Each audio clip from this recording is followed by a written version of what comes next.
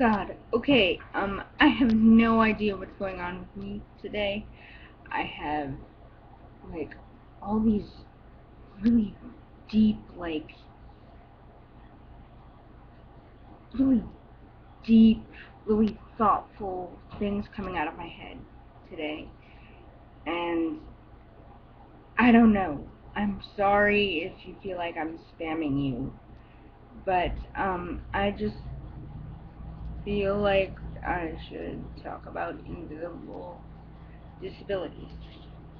And those of you who don't know what invisible disabilities are, they are, hi Maria, they are disabilities that you can't see. Like me, for instance, I have cerebral palsy and I use a power chair that you can look at me and tell if there's something um, that my body is not uh, as able as yours, shall we say. Hey, Maria, don't eat that. Oh, baby girl, thank you. Thanks for the kisses. But I have other friends, and I myself also have, invisible disabilities. And invisible disabilities, an example of one of those would be Maria. Maria, come here.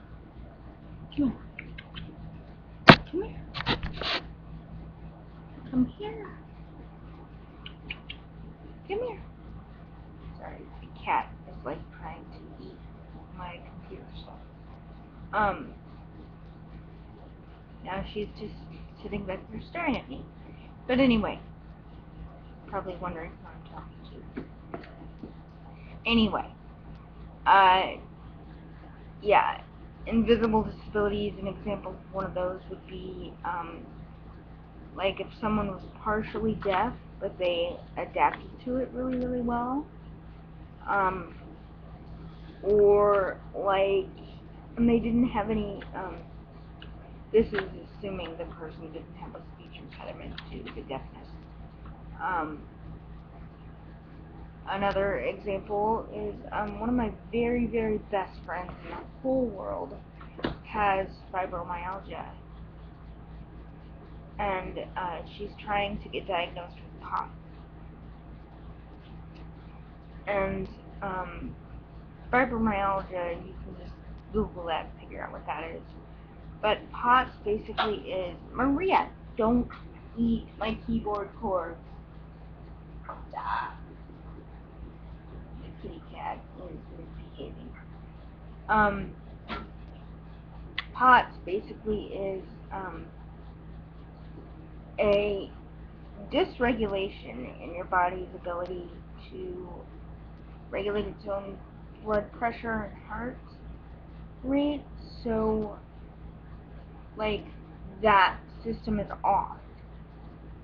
So your body then has to think about, like, your blood pressure rate and it's not automatic with people who have POTS. So she can be talking to me on Skype and stand up and have to sit back down right away because she feels like she's going to pass out. And that's something that affects her like every single day.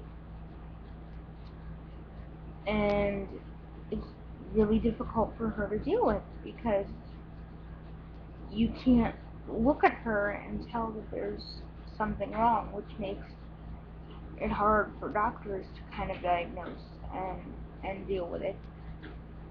But more than anything else, I wanted to talk about how other people perceive invisible disabilities. Like, one of the things that I have physically with me is a GERD, which is gastrointestinal reflux disease. Basically, it feels like somebody has punched me in the stomach several times every time I eat, and I have to be on medication. So that is difficult to deal with, especially because I'm recovering from an ED.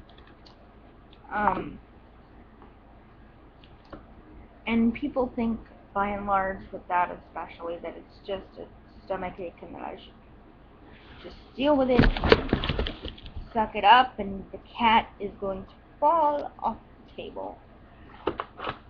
Maria, she's on the table, by the way, because I don't eat at this table anymore. This is basically my desk. And when we had dogs, when I was living with my dad, we had to train her when she was a baby to eat on the kitchen counter, because if we put her food on the floor with the dog's food, the dogs, both of them, would eat it. They would eat their food and her food. So now she thinks that she can get on any table surface that she wants to. And it's kind of my fault.